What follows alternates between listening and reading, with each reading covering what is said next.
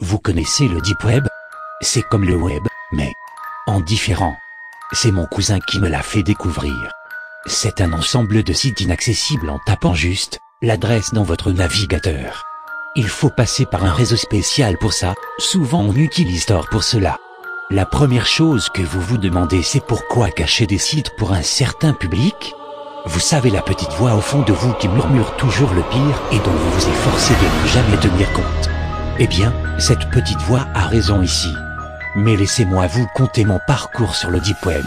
La première fois que j'y ai été, c'était avec mon cousin. On avait eu 3 adresses de ces sites cachés sur l'un et 2. Le premier était LitneWiki. Un wiki caché comme vous l'avez deviné. Il regroupe toutes les informations à savoir sur les sites cachés ainsi que leurs adresses, donc parfait, nous nous étions dit. On a parcouru au hasard les articles, dont un qui a réussi à me choquer. Vous vous rappelez de la petite voix dont je parle plus tôt?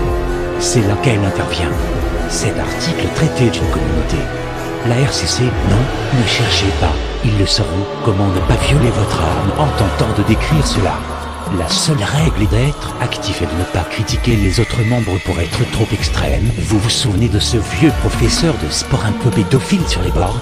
Imaginez qu'il ait en plus un penchant pour les animaux et les couteaux. Vous voyez là où je veux en venir? L'adresse de leur réseau était à disposition, nous hésitions à cliquer. D'un côté, nous voulions voir les limites d'Internet et nous avions passé auparavant 2 heures à installer des logiciels de sécurité. De l'autre, nous avions peur de ces limites, on a cliqué quand même. La description était correcte, j'aurais trop d'ennuis si je m'étends là-dessus. Moi et mon cousin n'en avions pas conscience à ce moment-là, mais ils étaient au courant. Il sait ceux qui se mettent à ma recherche en ce moment même, et peut-être à la vôtre si vous avez tapé Tor et LitneWiki sur Google, voire même RCC, mais ne le faites pas, car il m'espionne et vous aussi à cause de ce post. Ensuite, on a visité Assassination Market, une board où on met des contrats sur des personnes pour les assassiner. On a un peu regardé les contrats, que du sérieux, il faut contacter le mec en privé sur un chat sécurisé de Tor. On aurait pu chercher à contacter un mec pour déconner, mais on n'avait plus vraiment l'humeur de déconner. À ce moment précis, je pense qu'il savait où mon cousin habitait. Puis on a fait un tour rapide sur un site de vente de drogue en ligne. Pas grand chose d'intéressant, assez étonnant par contre. Un onglet s'était ouvert. Chose assez intrigante, nous regardâmes l'onglet. L'onglet était une page LitneWiki portant sur intrusive surveillance. Concrètement, intrusive surveillance, c'est tous les types d'intrusions sur votre machine pour espionner vos faits et gestes. Une page qui s'ouvre toute seule là-dessus, vous comprenez. Qu'on était en train de chier des briques. On a continué un peu sur 2 boards. Toutes 2 vidéos inutiles, la première traitant sur le paranormal, la deuxième les ovnis. En fait non, pas tout à fait inutile, sur la board avec les ovnis il y avait un lien YouTube. Sur le navigateur Firefox pour Tor, Flash n'est pas activé. On a donc tenté de mettre le lien sur le Firefox de tous les jours, mais aucun programme ne répondait à part Tor et son Firefox. Mon cousin a lancé le reboot, puis en attendant il est parti manger. À notre retour, l'ordi était allumé, avec uniquement 2 logiciels d'actifs. Tor et son Firefox. Il y avait plusieurs onglets de vert. Il voulait nous montrer là où nous avions mis les pieds. Il y avait un avec une vidéo, venant de Zone Crochan. Pitié, ne cherchez rien à ce sujet. On était horrifiés. On a regardé le début, puis j'ai remarqué que le type parlait en français. Mon cousin lui remarqué que ce chien n'est pas à n'importe qui. Je voulais juste ne pas y croire. J'étais convaincu que là il faisait une sale blague. Il m'a dit de rester là, pendant qu'il cherchait son chien.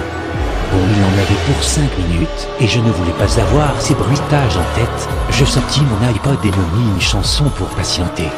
Il revint lentement, la mine pâle, voyant son air. Je fermai l'onglet avant qu'il me rejoigne. Il ne dit rien d'autre que continuons. Il ne restait que 4 onglets, nous cliquâmes sur l'un d'eux. Un forum, violent ftiche. Sur un topic en particulier, le texte est long et parsemé de photos, je vous traduis le premier paragraphe.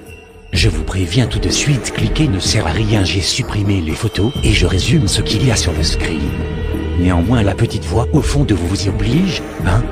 Je crée des petits esclaves sexuels.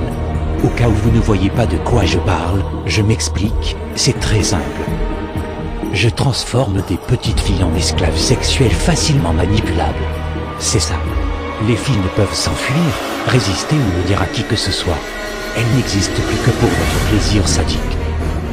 Curieux maintenant, c'est au bout près ce qu'il a écrit, ce mot me glacèrent d'effroi.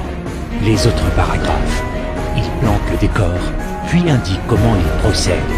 Votre curiosité malsaine et votre goût pour l'effroi veut savoir comment. J'ai vraiment lu ce passage en diagonale, j'étais viscéralement dégoûté. Concrètement, il coupe les bras et jambes, toujours en dessous des articulations. Ensuite il passe 2 paragraphes à décrire une aventure. Puis il dit les vendre ou s'en débarrasser quand. Non, je vais vomir. Il termine en proposant d'en vendre aux visiteurs du forum avec des photos. Et si je vous ai montré un screen de Nid Vicky, ne comptez pas sur moi pour vous donner un screen de petite fille de 10 ans enceinte avec les membres à moitié coupés. Allez, encore 3 onglets à regarder. Un site d'articles sans nom. Il décrit l'assassinat de personnes s'ayant aventuré sans permission.